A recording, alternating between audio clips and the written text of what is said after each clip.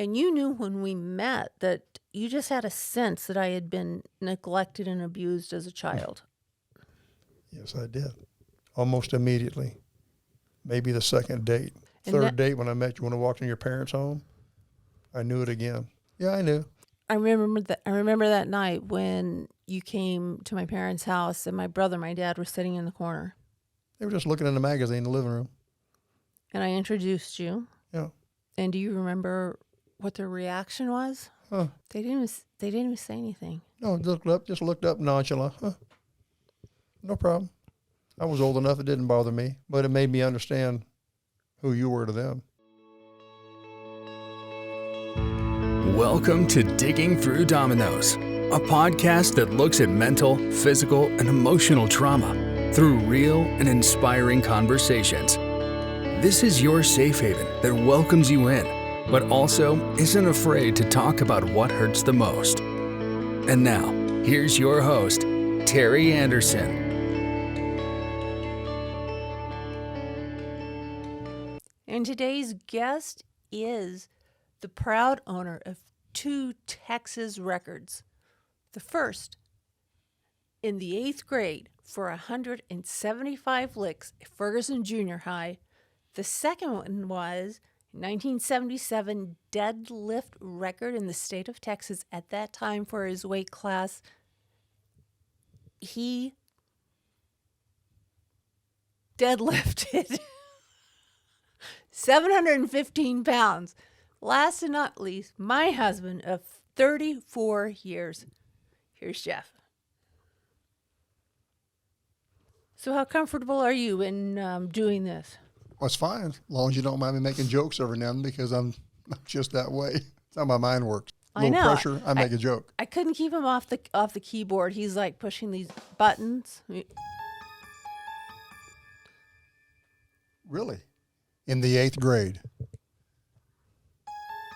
An amazing feat that has never been accomplished again.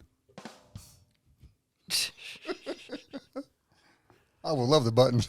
Didn't come prepared with any questions for you. Well, I'm supposed to be your guest.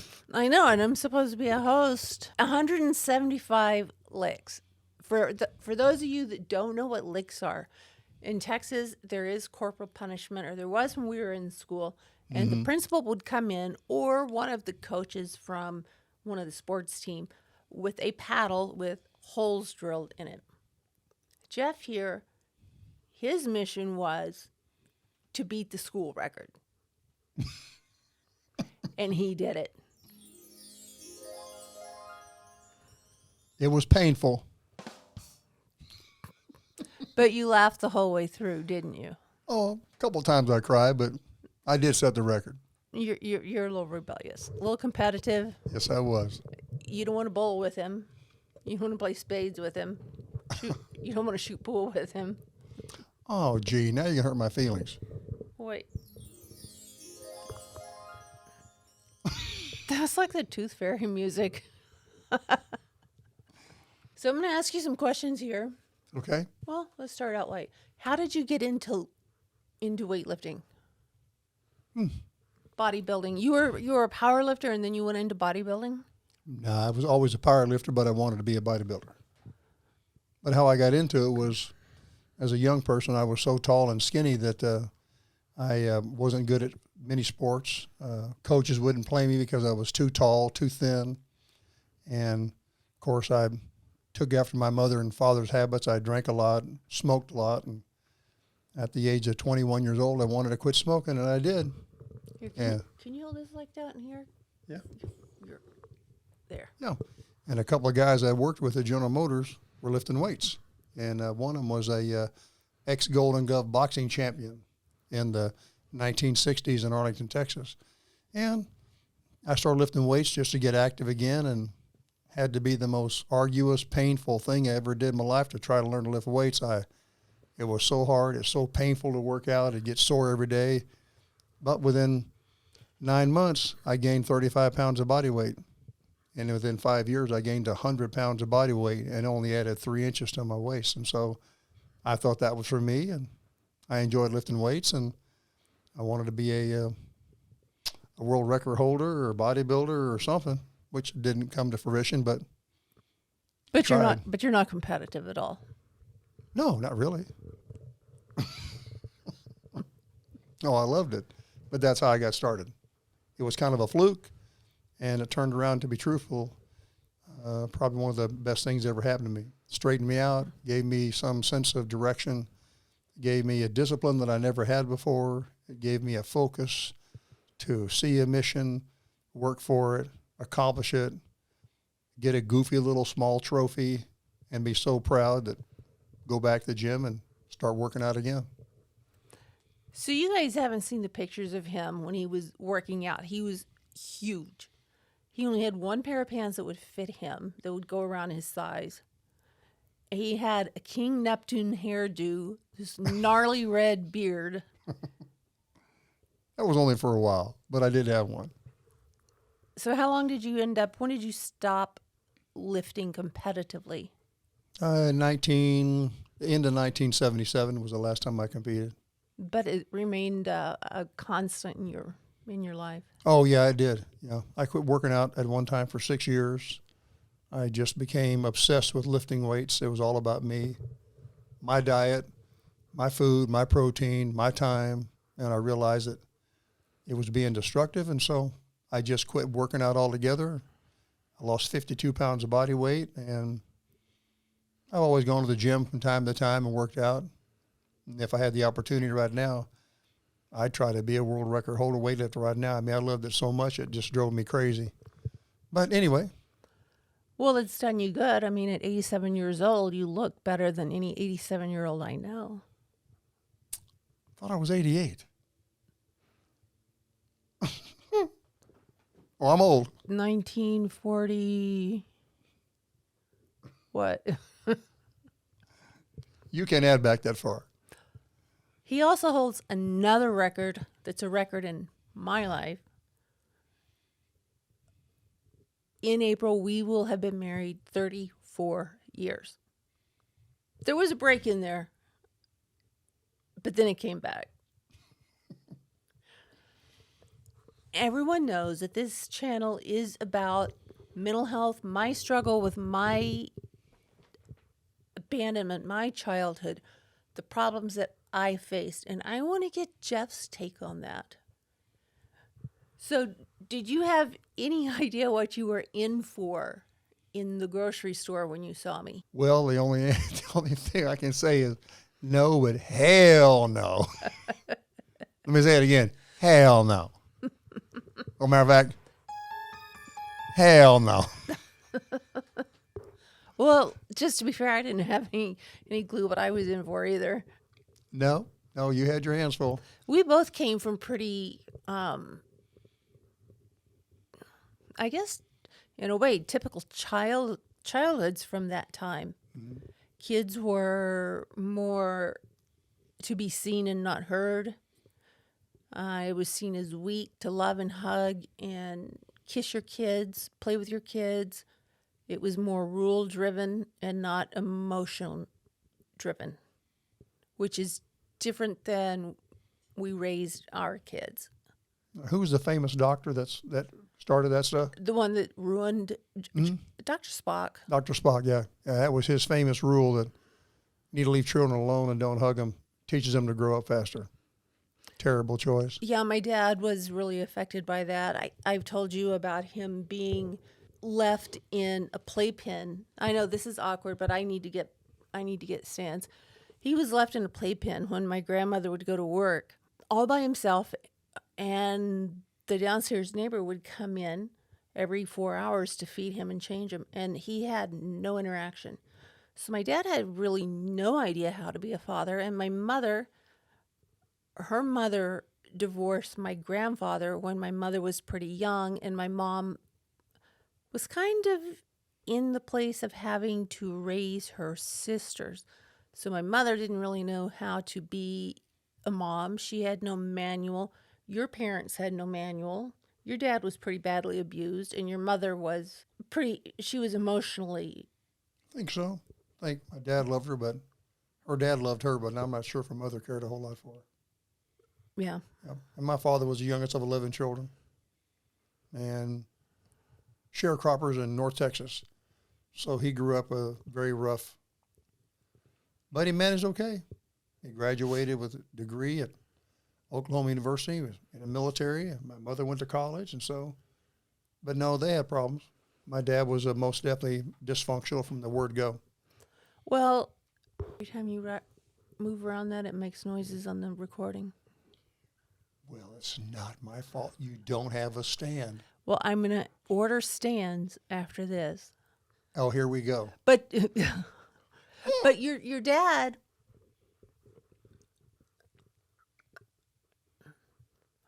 ooh, I think I swallowed a fly. Your dad had a massive heart attack. He was an alcoholic, an insomniac. He had a lot of physical problems. He was very abusive, and he was 46 or 47 when he died. 47. He might have been early 48. 47, early. He was born in what, 1922? He was born in 22 and he died in 71. So what's your math say?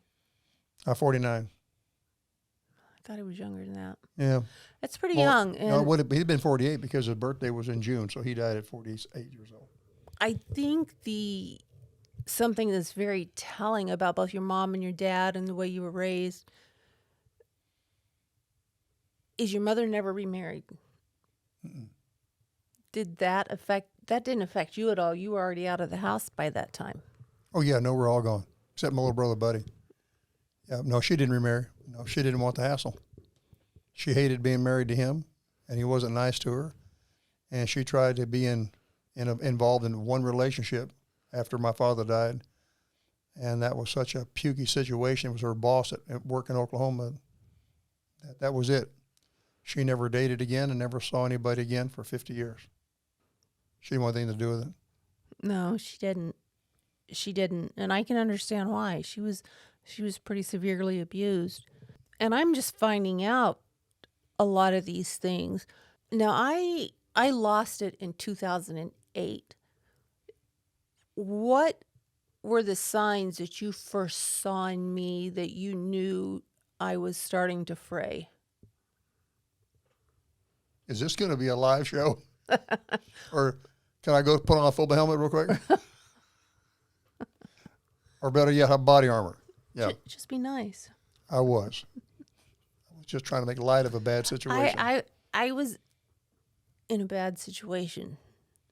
So what were the signs that you first saw in me that you were thinking, she's starting to spiral, she's starting to have some problems? Just your change in attitude and staying in bed all the time, and you were medicated, which really troubled me a lot. And I knew from the very beginning that you were wrongly diagnosed.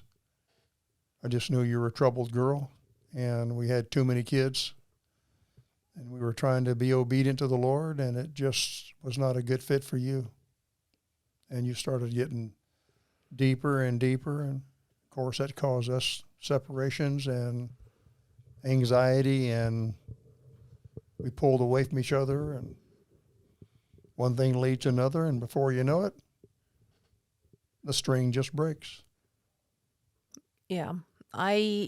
It wasn't until the last few years that I really figured out what was going on. Although at the time, I didn't know what it was. I would leave the house, I would sit at Starbucks for hours, and I would watch people and think, what are your secrets? What's going on? I think I remember one of the first real times, it was after my parents died, that I knew I was in some sort of serious trouble. And we were in Las Vegas, and I started to scratch my arms. I had never done that before in my life. I had no idea why I was doing that, but I would scratch my arms. Do you remember that? I remember one time in Vegas was pretty bad, yeah. I don't remember that. And then it went from that to other things, but I didn't know what was wrong. I knew something was wrong, but I didn't know what was wrong. And then there was the night that I ended up at the hospital. The next day, I was told I could get out if I went to see a therapist. Well, I had taken all the kids to therapist, And I didn't know of a therapist for myself. How did me ending up in the hospital affect you? Ooh. So now you're going to start asking personal questions. It affected me deeply. I didn't know what to do. You were out of control. When I called the ambulance and they came and got you, I had no idea they were going to do that to you. And when I came and saw you, you looked like a caged animal. And I just was overwhelmed. I was too. I can remember waking up and realizing where I was. I didn't realize at the time that there was no way to get out. I had to be checked out by person after person after person after person. And you came up there in that afternoon and sat with me for quite some time. Well, I'm the one that talked to the doctor, and I convinced the doctor that you could come home. And I put my life on the line for the doctor so you could come home. Really? Yeah. What'd you do? I don't remember that story. I just had a long talk with them, told them that's what they were seeing was incorrect, and you're not this way, and you're not that way, and you guys have it all wrong, and it'll be okay, and there's no abuse, and there's no physical abuse. I've never touched you physically, and well, they knew that. It's just a mental issue. But I was talking to the head doctor, and they took me at my word that it would be okay. That was probably one of the most scary times of my life. And you're right. That's one of the deals I had to make to get out was to make, like I said, an appointment with a therapist. And I saw her for a while. She was a social worker, and I ended up being misdiagnosed, which was, for me, I thought I had an answer, so I was excited. And the medications, though, that they put me on, what sort of changes did you see in me after they had me on the wrong medications? I mean, I don't really have the right words. I just know it changed who you were, and I was extremely upset because I knew for a fact that you shouldn't be taking those medications. I'm not a doctor. I just had a gut feeling that what they were giving you and what you were doing was going to hurt you, and it did. It caused you all kinds of mental trouble, physical troubles, emotional troubles. I guess it's still ongoing. I mean, I don't have a clue. I just know that it changed you. It did. I was misdiagnosed with bipolar disorder when in fact I have complex post-traumatic stress disorder that began in childhood, and it just kept coming from bad choices that I didn't realize why I was making them. And that's a completely different episode. But I just wanted to get your perspective on what you thought through, because when we first got married, it wasn't like that.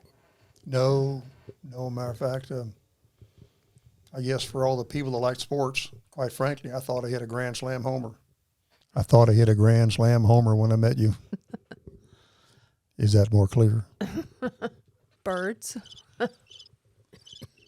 No, it wasn't like that when I first met you. No, we did go through some tough times, and moving from Texas to the Northwest was difficult. But I think the root of my dysfunction didn't really come out or come full force until my parents died. I think so. Between your parents and a grandson and a few more things with our children, there was just a lot of trauma. A lot of trauma, a lot of snowball effect, and you just didn't seem to be able to come up with a rational way to deal with it that would help you, and it ended up just being a catalyst for disassociation. You just turned it off. I checked out. I couldn't deal with it. I checked out. For me, it was like being numb, being encapsulated. Is that how you saw it? Or did you just see me withdraw? What were the things that you saw? Probably some of those, I guess. I don't think I know how to say it really how I feel, or I can't put into words like you do, but you pulled away. You shunned me a lot because I know that you felt like it was my fault with some of the children. And quite frankly, I'm not perfect, so we just we added a lot in our life to try to do the right thing, and it just came out to be more destructive than it was positive. Not all cases were, but some were. But I just saw you pull away. You got very distant. You got very uncaring, unloving. And you just, you were searching for other things to make you smile. I think I was searching for distractions, and I think I remember when I was writing that blog, and I wrote a post one time that said something about I felt like a prisoner in the carefully crafted life that we had built. I felt like I was smothering, like I couldn't breathe. Probably a good way to put it. Did you see that? Oh, yeah. I guess when you get disassociated and you pull yourself back, I assume that's kind of how you would feel. You're trapped. You're in a prison with no way to get out. And at that time, before I understood what was going on, I had no way of understanding what was happening with me. So I was just as confused as you were because I couldn't figure it out. I had always been the one, I think, to solve the problems with the kids in the family, to fight the giants, to pull out all the stops, to do what I needed to do, and I couldn't do it anymore. And that's how you felt, yeah. I just couldn't do it. I remember one of the medications, one of the things that I loved most, I loved to write. And one of the medications that they had put me on completely took my creativity. And really, that was in 2008. I don't think that creative part of me has turned back on fully since it was taken. I don't think so. I think the medication burned a part of your mind and your brain that may not come back. Although I've prayed for it to come back. It would be nice. I mean, I was on an antipsychotic for a while, and being misdiagnosed and put on the wrong medication makes everything like 100 times worse. Can only assume. Being left with permanent side effects for which I have to continually take medication now. How do you feel about that? Oh, I try not to feel about it. It's devastating to me. It makes me angry. It feels like because other people were trusted to do things for you that they took part of you away and hurt part of you. And no matter how I tried to help that, I couldn't help. Whether you didn't want my help or whether you thought I was not able to help. I just hated the fact that they were medicating you and I watched you get worse and worse. And I would often try to encourage you, and that didn't go very far. To try to tell you want me to watch what you're doing. These are, and it didn't go well, so I just learned to just be quiet. You took what you took. Yeah, I think with my independent streak, along with I knew something was wrong and I was searching for an answer. Even when I met my psychiatrist and my therapist now, it took them a while to take that bipolar label off of me and say, you're not dealing with that. You're dealing with this, and you should not be on these medications. I fought them because I was so desperate to feel normal again. But I didn't feel normal when I was taking them. I was numb. I was a zombie. I started drinking, which I've never done because you know the background of my family, the drinking and the smoking and the cancer and the alcoholism. I knew from a young age that's not anything I wanted. So I never did any of that. So I didn't numb that way, but I did numb with benzos, shopping. I was very impulsive. And at that time, you were very patient with me. I think you knew I was struggling for something. I didn't know what I was struggling for. So how did your view change when we realized I wasn't struggling with bipolar disorder, but rather with complex post-traumatic stress syndrome from childhood? I guess just being a layman construction guy, I really didn't see any difference between when you were diagnosed with one or the other. Well, I mean, your feelings, how did you feel about that? I mean, Oh, I guess I was kind of smug about it. yeah. I said to myself, I told you weren't bipolar because you weren't bipolar. If No. you had been bipolar, I'd have known it when we first married, and I'd have watched you. You didn't get bipolar until somebody said so, and they started putting you on medications. The drugs made you bipolar. You weren't bipolar. Or acting. I guess there are a lot of overlapping symptoms between bipolar disorder, borderline personality disorder, and CPTSD. And you knew when we met that you just had a sense that I had been neglected and abused as a child. Yes, I did. Almost immediately. Maybe the second date.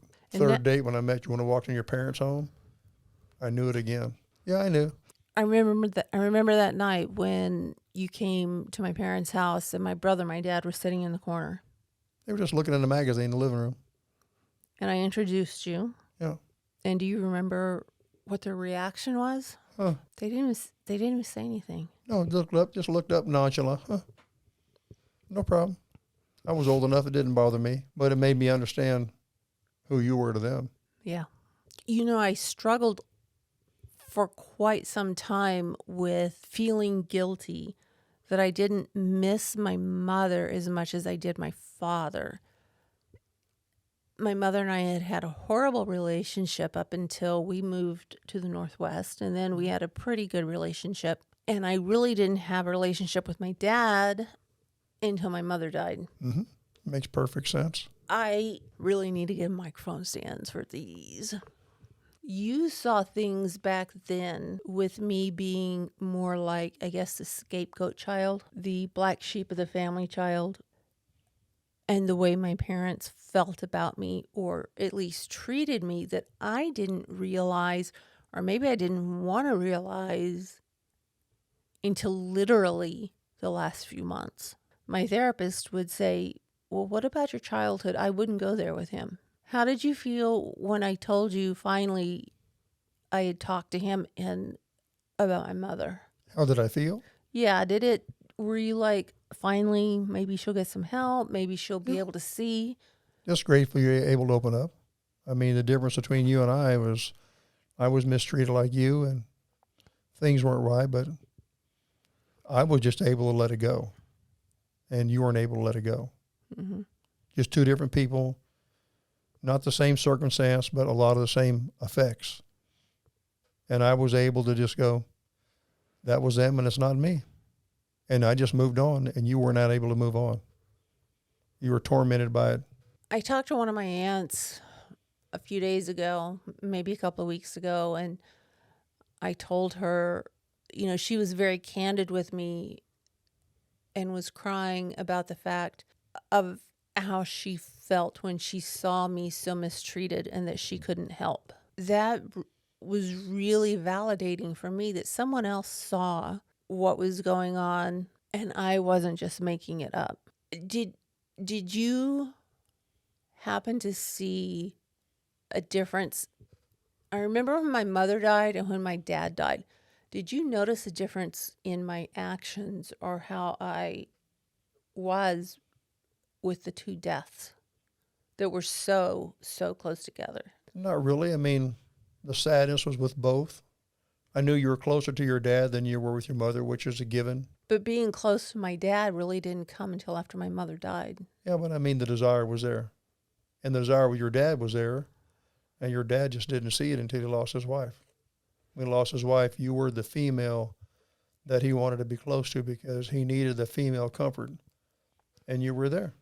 So I think that your dad's death was way different than your mother, because your mother didn't have that situation with you. But if you remember, your mother was close to you for probably 14 years before she died. When did she die?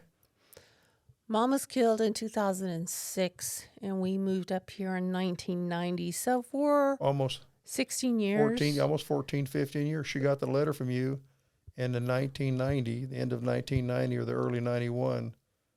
And after 6 weeks of no contact, from that moment on, it changed. She really became one of your best friends. She did. We spoke 2, 3, 4 times a day. But even then, there were things like I didn't know what their first date was. I didn't know details about my parents. I didn't know her health problems. I didn't know. It was a very surface level relationship. Were you able to see that? It was more about the children, but she enjoyed you. She realized that there was something in you that she missed before. I saw that in your mom. Your mom saw that you were something that she wasn't aware you were. A mom caring with the kids, us going to church, the home groups, we were involved in the Bible studies. Your mother saw that. Your mother saw a difference in you that she didn't think was there before. I saw that. I don't know if you saw that or not. I think it impacted her to realize that her daughter was not who she thought she was. That you were a much better and different person than she assumed. Well, I remember going through that adult children of alcoholics class. Do you remember when that happened? Oh, yeah. It was a good one for you. There were probably four other women in there. Coming out of that class, or in the middle of the class, I had all of this anger towards my parents that I didn't know I had. And I was just seething. But at the end of that class, I came away knowing that Mom and Dad did the best they could with what they knew. And I thought I had gotten over it. I didn't realize there were still boxes to unpack. And then I think, how do you see this? I mean, I broke after my dad died. And yeah, there were a lot of different traumas that happened before my parents died. You know, our grandson was born 3 months early. A grandson died. Another grandson was terribly, terribly hurt. I had the motorcycle wreck. I mean, there was trauma after trauma after trauma. Where was I going? That's kind of a side effect of the medication. You were going somewhere. I wasn't in the car with you. I'm on the same road, but I wasn't in the car. I think it was the car behind you. I guess maybe what I was saying is I know after Mom died, I remember feeling very robotic and only wanted to take care of my dad. And then after Dad died, I felt like a kite whose string had been cut. I had no basis, no foundation. And kind of in my mind, I thought with my parents, I had fought so long for their approval, and they were no longer there, that it was safe for me to start feeling the things that I had felt all along, or they started to come out, and I became a different person. You did. And I didn't know why. Just a troubled life. You know, I learn things every day about the effects of early childhood trauma on people and how they carry it through their lives. And my gosh, I'm 60 years old almost, and I'm still learning things about why I am the way I am. I guess that's the difference between maybe me and you, or maybe other people. You're still learning things about yourself. I gave up trying to find out what was wrong with me. Well, I had to find out because there were so many things in my personality that, and I think I skipped over something with my aunt. I said I was always seeking approval, always seeking validation, that I was worth something, because I never felt I was worth anything. And then when my parents died, it was weird. It was like part of me, I knew I would never get the acceptance I wanted from them. I knew I wasn't good enough. You know, I can remember when I was just a kid thinking, I will never be able to take care of myself. And now I know where that comes from. That's what I was told the whole time I was growing up. Pretty sad. And I want to be more than the product that was created unknowingly. Are you seeing, I'm in therapy like every week. Are you seeing any changes? Yeah. I think you've become more confident. You don't look for, what's the right word? You don't look for approval as much as you used to. You've accepted who you are more than you used to before. That makes sense? Mm-hmm. But I see you just, if you don't get approval, you don't need it. And that most definitely makes you a different person, because that's how we're all supposed to be. We're not supposed to live our life trying to get approval. We need to be satisfied with who we are and what we're doing and how we are, and grow with that, and not always worried about what the neighbors think. Right. I really, at this point in my life, outside of my my two kids here and you, there are really only two other people that I really, it's like a need, a drive to get approval from. And but I can honestly say, if I don't get approval from them, it's not going to change my life, because I know now, and they're the ones that were there for me, the only ones that I knew I was safe with. And if I don't get it, I've gone so long without it, I know now I don't need it. And I think that's one thing I learned when we were divorced is I know I needed to go through that to realize I could be okay on my own. Mm-hmm. So what is your take on all of that? What do you, On which part? I guess, watching the evolution and the downfall and the rebuilding? It's not been easy. No. No. And I don't know where you're headed or how you're headed. I just know that I pray for you to have hope every day, and I pray for you to find the answer and see what it is you need. And I just trust one day God's going to give it to you, that you can see exactly what it is. I just know that life has been more brutal to you than some that I know. Mm-hmm. You've taken the brutality more personal, or should I say the effects of it are seen in you more than others. Maybe others are just as tormented. They just don't show it in the same way you've shown it.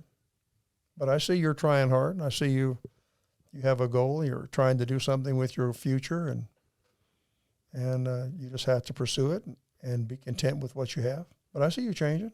That's good. I know I can't change in every way. I mean, I realize deficits that I'm left with, and that's okay. I realize things that have left my life, and that's okay. I realize if I don't have the answer, that's okay. And I think, have you noticed, especially since we've been married again, the walls that I've put up because of all of the problems, all of the hurt, all of the pain within me? I know that's made a big impact on us. Oh yeah, the walls are tall, and they're very thick, and at times I don't think they're impenetrable. I just Penetrable? did not say that. Penetrable. Impenetrable would be you can't get through it. That's what I said. I said penetrable. Oh, okay. Testing. Testing. No, I think you're right. I think the walls that I've built around myself unknowingly and some knowingly were for my own survival. And it's going to have to be. I know people now, I would trust people at a drop of a hat before, but now I don't trust anyone. And if some of the past was to come up and say, hey, let's have a relationship again, I would be, I don't think that's very wise. That has to go very slowly. That's probably a smart move. A lot of your relationships hurt you. Oh, yeah. Yeah. And a lot of your walls you put up yourself. Oh, I did. I had to. And you're tired of being hurt, including me. Mm-hmm. Yep. So what you've gone through has been very hurtful for you. It's been hurtful for me too, but I try not to say anything about it. It's fine. It'll be okay. I'm just like you. If it's not going to be okay, it's not going to be okay. If it's going to be okay, it's going to be okay. I can't jump up and down and yell and scream. That doesn't solve anything. So I've just always felt real bad that you have had issues and you've been hurt, and you've had mental issues you couldn't figure out, and things that haunted you and things that scared you. And I've just always hated that you searched for them in places where you got hurt again. Yeah. And I think in all of those places that I searched for approval, especially with the last one, that last friendship, I think I was, in a way, it was almost like my mom is the way I took it, filling the cracks that my mother didn't fill. This other person was, but then there was that evil side. Mm-hmm. So, yeah, that was devastating for all of us. But in the end, it made me realize why I allowed things, why I sought things out, why I continued with things, even though in my gut I was feeling something's not right. Life's a journey. What's that? Life is a journey. It's a hard one, but it's like a puzzle, and I want to figure it out. I want to figure out not what's wrong with me, but how I can be the best me that I can be. Yeah. We're all supposed to be that way. But you wouldn't be who you are if you didn't go through the problems. No. Well, you can't take one problem out of your life, good, bad, or indifferent. If you took one out, you wouldn't be who you are today. No. So no matter how bad they are, you're still alive. Mm-hmm. You still believe in God. And you still have hope. And a lot of people don't even have that. Right. So if that's where you are, then everything you've gone through is a journey, and it really can be considered a blessing. That's what I feel.